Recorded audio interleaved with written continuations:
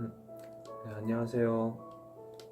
저번에 읽어드렸던 불교 대인 심리학을 다시 그때 이어서 읽어드리려고 하는데요. 읽어드릴 페이지는 154페이지입니다. 노예 상태에 있는 생명에게 자비를. 우리 인간뿐만 아니라 살아있는 모든 생명은 이 왕과 노예 프로그램에 따라 살고 있다. 사실 우리 인간은 다른 생명보다 그나마 낫다. 적어도 지금까지 말한 내용을 알고 그렇구나. 노예인데도 왕인 줄로 착각하고 있는 한심한 상태에서 지금 살고 있구나 하고 생각할 수 있는 기회가 있기 때문이다.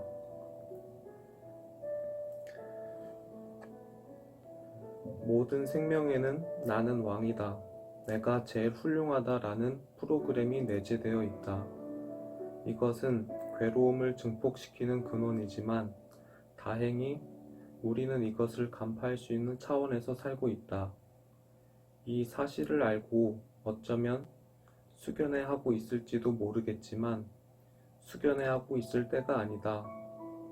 진실을 안 이상 다른 생명에게도 이 의식을 넓히면 아주 평온한 마음으로 동정할 수 있게 된다. 자신과 다른 생명 사이에 차이를 두기 힘들어질 것이기 때문이다.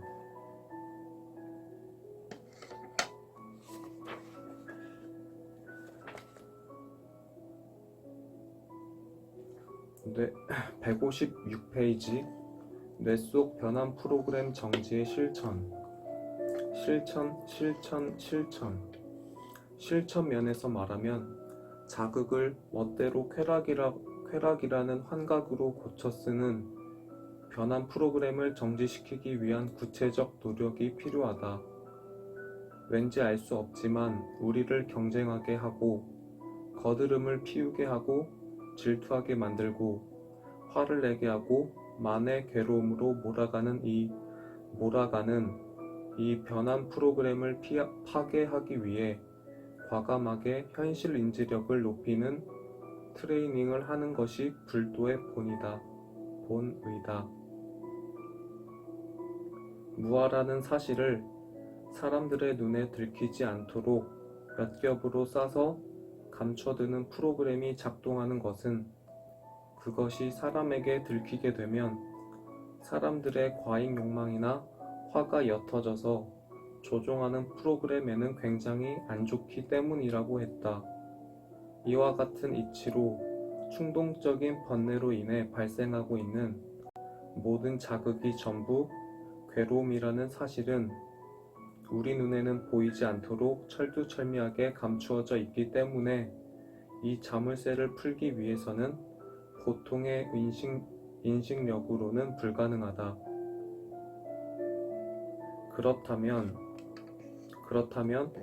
이렇게 사람을 속이는 프로그램을 정지시키기 위해서는 어떤 방법이 효과가 있을까? 그것은 마음의 정보 처리 과정을 정지시키는 연습이다. 무아에 대해 말했듯이 마음은 순간적으로 정보를 인식해 멋대로 기억의 근거에 변형시키고 이를 통해 자극을 발생시키고 충동적인 반응을 일으킨다. 눈, 귀, 코, 혀, 신체, 사고 이 6개의 정보 회로에 무언가가 닿는 순간에 바로 자극을 발생시키고 있는 것이다.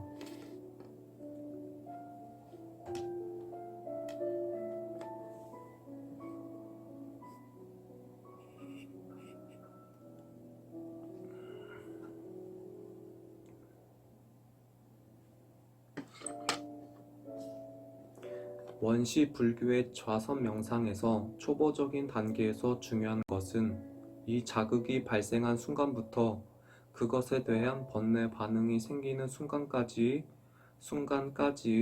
지극히 짧은 시간차에 의식을 집중함으로써 자극에 대한 마음의 반응을 정지시키는 것이다.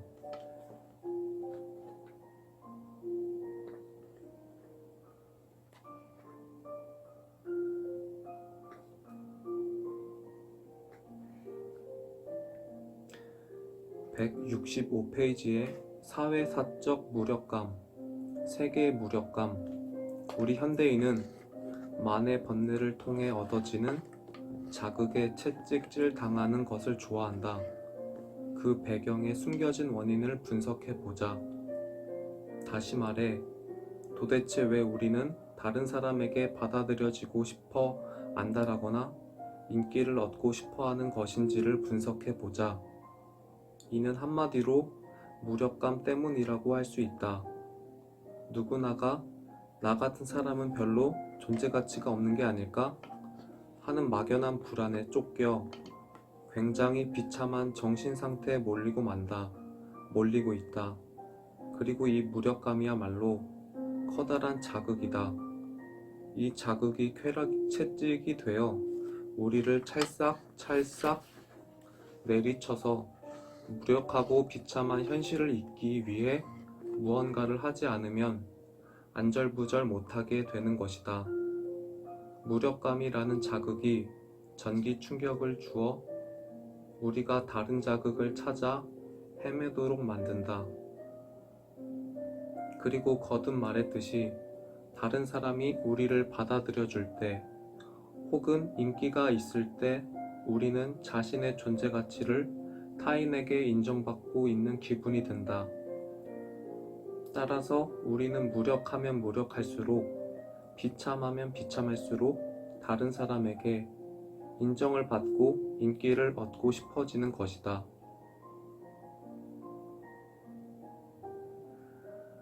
(167페이지) 사회사적 무력감, 현대적 가치관의 최대 아이러니.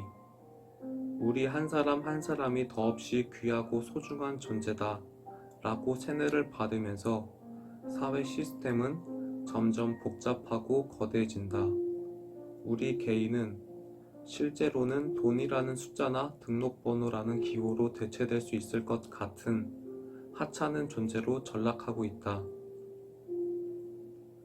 더없이 소중한 나라는 세뇌와 대치될 수 있는 나라는 현실의 낙차가 심할수록 무력감에 시달리게 되고 자신의 존재 가치를 이해할 수 없게 된다. 더없이 소중하다고 배웠는데 다른 무언가로 대치될 수 있을 것 같은 느낌에 실망한다.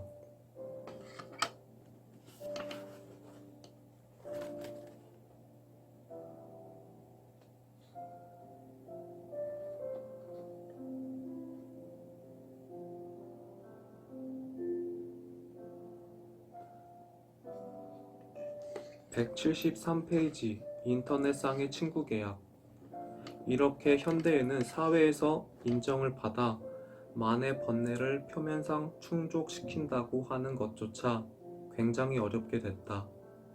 사람들은 설 자리를 잃고 무력감 속에서 방황하는 처지가 됐다.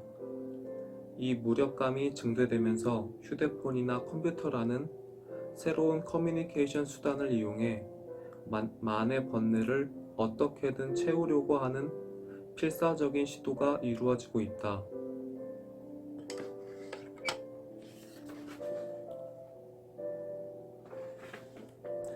웹상에 일기를 쓰고 거기에 누군가 코멘트를 붙여주면 누군가가 나를 받아들여 주고 있구나. 나는 존재를 인정받고 있다는 만의 자극을 얻을 수 있다. 하지만 유감스럽게도 개인적으로 끼적거린 시시한 일기에 꼭 코멘트를 달고 싶어하는 사람은 그렇게 많지 않다. 자기 자신조차도 다른 사람의 일가나 에세이에 그렇게 감동하거나 깊이 공감하는 경우가 많진 않을 것이다. 계약, 여기에서 암묵적인 계약이 맺어진다. 이는 인터넷상에서 아는 사람, 즉 친구라는 계약을 맺은 사람끼리는 서로의 일가에 코멘트를 달아준다고 하는 계약관계다.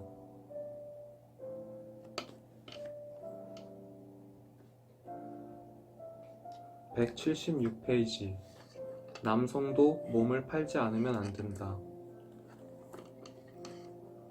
한 10년 전쯤에는 남성이 제대로 된 직업과 수입만 있으면 직장 내 만남이나 지인, 친척 소개로 거의 반자동적으로 애인이 생기거나 결혼을 할 수 있었다. 그런 의미에서 전통적으로 남성은 일만 열심히 하면 그걸로 족하다는 식이었다. 그렇기 때문에 남성들의 자아는 비교적 안정되어 있었고, 일부러 인기를 얻기 위한 노력에 혈안이 되거나 자기를 팔기 위한 어필을 하지 않아도 됐다. 적어도 여성들에게 인기를 얻기 위해 말을 잘 들어줘야 한다든지, 재미있는 이야기를 많이 알고 있어야 한다든지, 웃기는 캐릭터 흉내를 내야 한다든지 하는 강박관념은 거의 없었다. 이런 여러 가지 기교에 의지해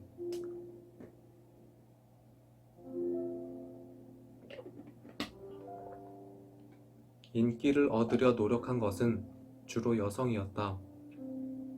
경제적으로 독립하지 못해 시집을 가는 것 이외에는 괜찮은 길이 거의 없었기 때문이다.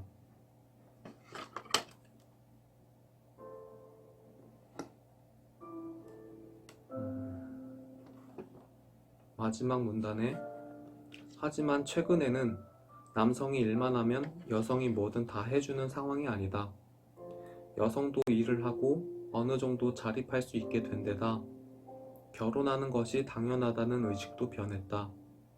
이와 함께 여성 또한 남성에 대해 단순히 연봉이 높고 키가 크고 학력이 높으면 좋다고 하는 어설픈 요구에 그치지 않고 자기를 받아들여줘야 하고 재미있고 상냥하고 외모가 준수하고 센스가 좋아야 한다는 등의 여러 조건을 원하게 되었다. 그러나 예전에는 상대에게 자기 중심적인 조건을 요구할 수 있는 입장에 있던 남성들은 여성으로부터 평가받는 데 익숙하지 않았다.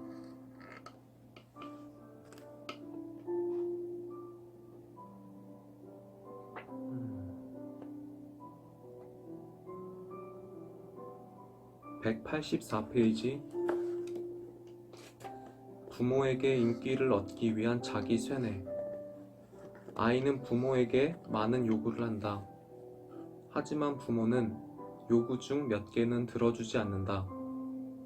그리고 들어주지 않을 때마다 굉장히 슬펐던 것을 여러분도 기억할 수 있을 것이다. 내 기억을 떠올려 보자면 어렸을 때 장난감을 너무 갖고 싶어서 부모님을 졸랐다. 하지만 안 된다며 사주지 않았다. 그때 너무나 슬퍼서 소리내어 울었다. 앞서 말한 것처럼 욕망에는 실현시킬 때까지 무척 괴로운 자극으로 마음을 채찍질하는 위력이 있다.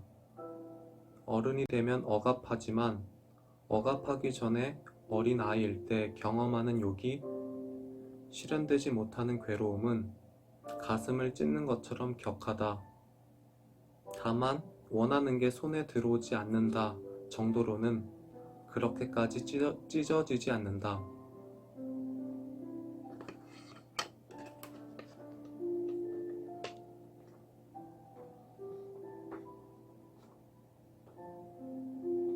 (192페이지) 모두 선생님의 편애를 받고 싶어한다.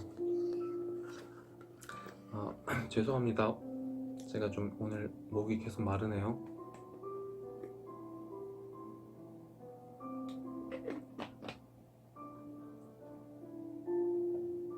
어린 시절 갈망의 구멍을 메워줄 상대를 부모나 친구가 아닌 다른 존재에서 찾으려 할 때 다음으로 만나게 되는 사람이 바로 학교 선생님이다.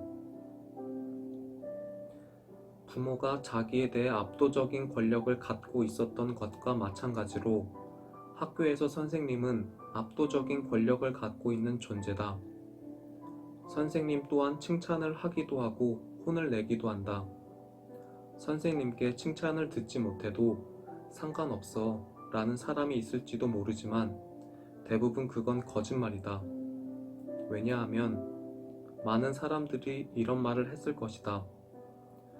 저 선생님은 차별해서 싫어. 선생님이 누군가를 편애할라 치면 무서운 기세로 차별이라 하고 비판한다. 나도 예외는 아니었다. 차별은, 차별, 차별은 용서할 수 없다는 입장이었다. 이것은 칭찬을 듣는 학생, 좋게 평가되고 있는 학생에 대한 질투다. 어째서 그걸 질투라고 하냐면 편애받는 학생이 자기였다면 편애해서 싫어라고는 하지 않을 것이기 때문이다. 실제로 누구나 자기만 특별 취급을 받고 싶어 한다. 다시 말해, 편애를 받고 싶어 하는 것이다. 이 말을 뒤집으면 내가 아닌 다른 사람이 편애를 받고 있다는 사실에 대해 짜증이 나는 것이다.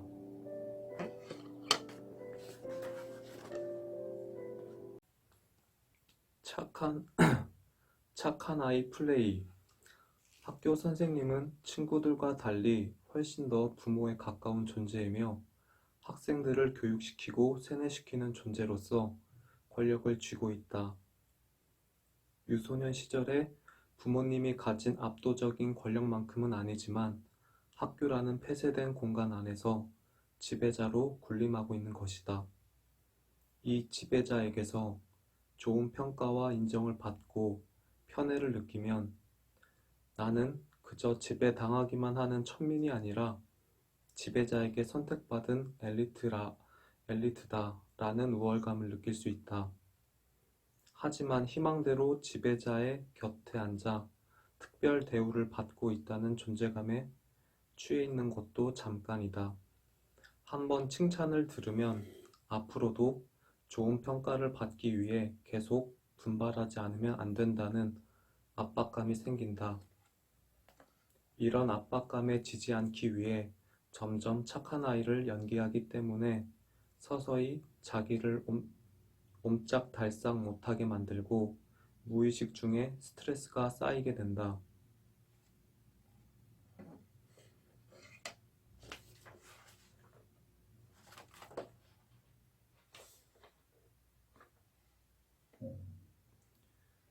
(100) 199쪽의 사이비 쿨 기질. 반면 착한 아이가 되는 것이 아니라 어차피 당신들이 받아들여 주지 않는다면 더 이상 애정 같은 건 필요 없어 라고 반대쪽 극으로 달리는 사람도 있다. 보통 사람 이상으로 화의 번뇌를 마음에 새기는 아이는 어느 시점부터 부모에게 이거 해달라 저거 해달라고 요구하지 않게 된다. 왜냐하면 부모가 욕구를 충족시켜주지 않는데도 사랑해줬으면 좋겠다는 욕망을 계속 간직하는 것은 너무나 괴롭기 때문이다. 내가 원하는 부모의 애정을 받을 수 없다는 것을 아는 것만큼 무력감에 빠지고 많이 상처받는 일도 없다. 이렇게 자존심에 상처를 입게 되면 사람은 처음부터 당신의 애정은 원하지 않았다고 여기는 편이 낫다는 반응을 보이게 된다. 이제 더 이상 필요 없다는 반응을 하는 사람은 집단 속에서 약간 아웃사이더 기질을 보이는 경우가 많다.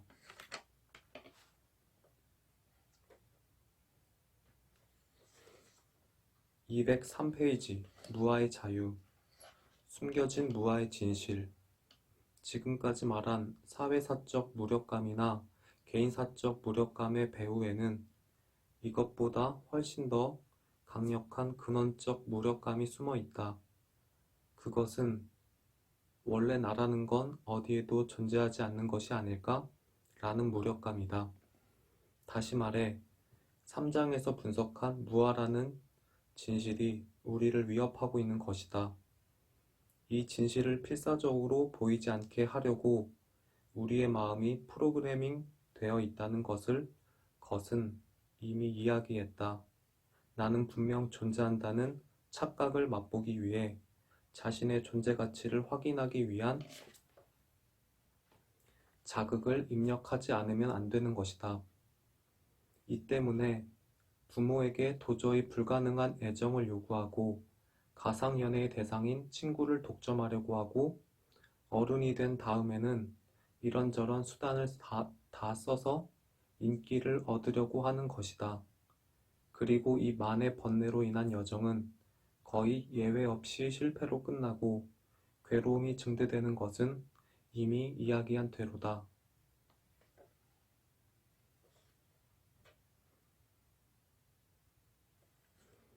208페이지 어떤 자극도 전부 괴로움. 우리가 가장 알고 싶지 않아 끊임없이 도망치고 있는 자아 또는 자신은 존재하지 않는다고 하는 진리. 이 진리에서 눈을 돌리기 위해 끊임없이 나는 분명 여기 존재한다. 나는 굉장히 존재 가치가 있는 인간이다 라고 착각하려고 필사적으로 발버둥을 치고 있는 것이 바로 우리의 모습이다. 반복되는 말이 되겠지만 여기에서 중요한 것은 다음과 같은 사실이다. 우리를 통과하는 자극은 하나부터 100까지 전부 괴로움에 지나지 않는다고 하는 사실을 들키지 않도록 구조화되어 있다는 것이다.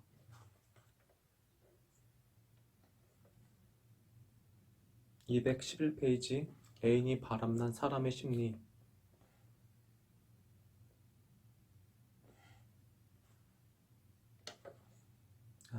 죄송하고 이건 넘어갈게요. 좀 내용 있게 되네요.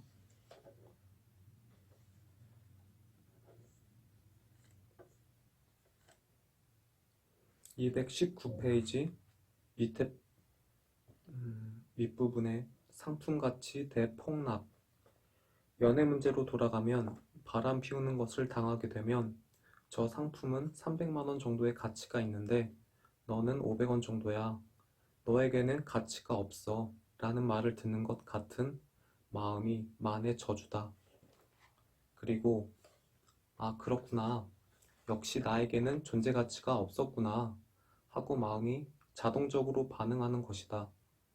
문제는 이렇게 초조해하면 굉장히 괴로워지고 자신이 추하게 된다. 상대를 용서할 수 없다. 신뢰할 수 없다. 집착한다. 상대가 같이 있어도 결국은 화를 내게 된다. 그리고 결국에는 쓸데없는 한마디를 한다. 상대가 어딘가에 혼자 가려고 하면 혼자 뭐하러 가는데? 하고 쓸데없는 것을 묻는다. 그러면 당연히 상대에게 압박감을 주게 된다. 그리고 이 사람은 나를 신뢰하지 않는구나 라는 인상을 주게 된다. 222페이지에 바람 피우는 사람의 심리. 근본적으로 왜 사람은 바람을 피우고 싶어지느냐 하면 두 가지 원인으로 압축해 볼 수 있다.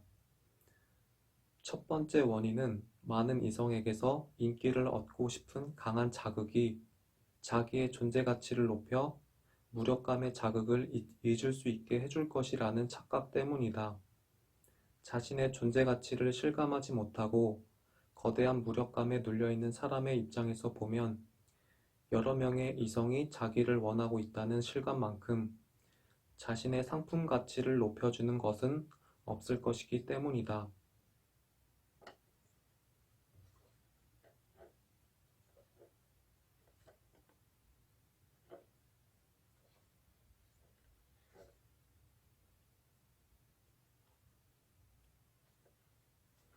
상품 가치에 대한 집착을 버린다. 229페이지이고요. 자신의 상품 가치에 집착해 거기에 매달리는 것을 이런 구조로 되어 있을 뿐이다 라고 인식해 손을 놓을 수 있게 되면 상대에 대해 압박감을 적게 주게 된다.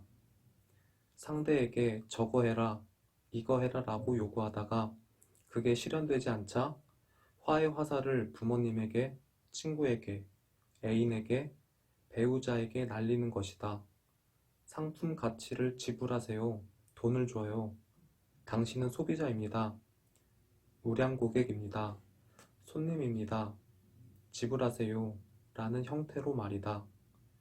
이게 충족되지 않는 사람이 아이를 낳게 되면 최악이다. 아이를 상대로 이것을 반복하기 때문이다. 아이를 시키려고 하고, 정신적인 돈을 지불하라고 요구하고, 자신이라는 상품을 사라고 떼쓴다. 이것을 어느 정도라도 놓을 수가 있으면 상대방이 누구든 안 좋은 압박감을 주는 일이 줄어든다. 그러면 당연히 상대는 자기와 같이 있을 때 편안함을 느낀다. 같이 있으면 기분이 좋구나 라는 식으로 느낄 수 있게 조금 변화한다. 이것이 바로 마법이다. 원하기 때문에 질투를 하고 독점하려고 하는 것이지만 그렇게 하면 오히려 손에 넣고 싶은 게 멀어져 간다.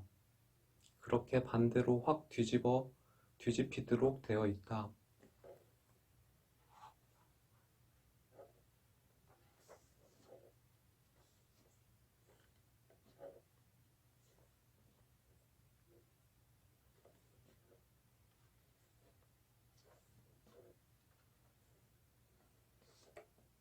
(246페이지로) 좀 많이 넘어갔어요. 사람을 미치게 하는 구조.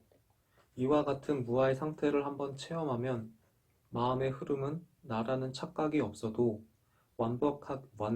완벽하게 기능한다는 것을 분명히 인식하게 된다. 그렇다면 나라는 착각이 없는 편이 훨씬 더 잘 기능하는데 왜 나라는 게 있는 것처럼 착각하도록 마음이 프로그램화되어 있는 것일까? 이에 대해 마지막으로 약간 불길한 추측을 해보려고 한다. 마음은 색, 수, 상, 행, 식이라는 흐름에 의해 차례로 연결되어 있어 연쇄적으로 흘러간다. 그리고 그 흐름 속에서 흐름의 일부를 떼어 내가 있는 것처럼 생각한다는 사항도 이 흐름 속에 포함되어 있다. 그리고 분명 나는 여기 있다고 생각하는 순간부터 그 착각이 보강되고 그 자아는 존재 가치가 있는 것처럼 여러 가지 발버둥을 치게 되고 그렇게 발버둥 치면서 흐름은 점점 더 흐트러지고 혼란해지고 거칠어지고 미치게 된다. 바로 다음 페이지에 무아의 자유로 읽겠습니다. 있지도 않은 자아를 만들어내며 내어 그것이 무너져가기 때문에 보수하지 않으면 안 되는 이상 받아들여지고 싶어 애정이 부족해 라는 마음의 블랙홀은 괴로움의 검은 막인 것이다. 앞서 말했듯이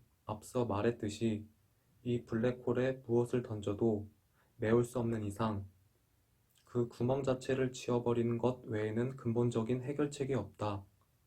구멍의 아픔 자체를 줄이고 나의 뇌 속 감옥을 부수고 타인과의 순도 높은 교제로 나아가야 한다.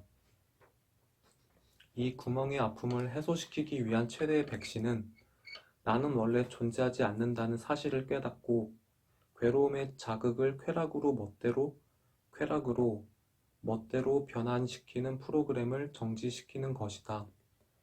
이렇게 해서 비로소 존재하지 않는 것을 존재하고 있는 것처럼 착각하게 하고 괴로움을 쾌락이라 여기게 하고 계속 조종하려 하는 인형의 삶을 실을 끊어버리자. 툭 하고 말이다. 이것이 바로 자유다.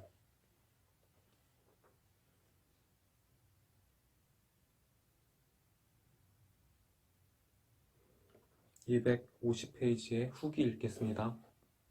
여러분은 만을 둘러싸고 형성되는 자극의 메커니즘, 그 공허한 소요의 정체를 파헤치는 긴 여정을 동행했다. 그 속에는 충격을 받을 만한 내용도 포함되어 있었을지 모른다. 하지만 사람이 정말로 성장하기 위해서는 자기 안에 감춰진, 보고도 못 본 척했던 아픈 곳을 건드릴 줄 아는 용기가 필요하다. 마치 아픈데도 아프다고 느끼지 못했던 부분을 지압하면 그 아픔을 인지하게 되어 마음이 치유되는 것처럼 말이다. 책 제목에는 심리학이라는 관을 씌웠는데 나는 특정 분야의 심리학을 배운 적이 없다. 소위 심리학이란 마음에 관한 개념과 추측을 쌓아올린 데 지나지 않는다. 그것을 통해 마음 작용이 뒤에 나 있는 주름까지 조명할 수는 없다. 그런데 불교 명상은 그야말로 24시간 마음의 구조를 직접 관찰해 깊은 안쪽까지 점검하는 일이다. 굳이 책을 읽으며 배우지 않더라도 책에 적혀 있는 것보다 훨씬 더 많은 것들이 우리 마음속에 있는 데이터베이스에 기록되어 있다. 우리는 거기에서 마음을 읽어낼 수 있다. 이론이 아니라 몸으로 직접 체험하는 명상 실천을 통해 통찰한 구체적인 심리 법칙, 그것을 여기에서는 굳이 심리학이라고 칭했다. 이 도구를 이용해 스스로의 마음을 싹둑싹둑 잘라서 열어보는 데 도움이 됐으면 하는 바람이다. 네, 이렇게 책을 다 읽었는데 어떠셨을지는 잘 모르겠네요. 처음부터 읽어서 책을 한 권을 읽는 거는 솔직히 좀 많이 어려울 것 같아서 처음부터 이제 생략하지 않고 읽어나간 게 아니고요. 이 책에 대한 흥미를 좀 북돋아 줄 수 있게 아니면 좀 더 중요하다고 생각하는 내용들을 조금 그런 부분들을 중점적으로 여러분들에게 읽어드렸어요. 잘 들으셨을지는 모르겠지만 일단은 네, 이렇게 다 마쳤고요. 네, 사람마다 읽은 책에 대한 감상은 다 다르겠죠. 그리고 네, 잘 따라서 잘 들어줬으면 하는 마음이 드네요. 그러면 오늘 많이 수고 많으셨고 다음 시간에 다시 만날게요. 네, 감사합니다.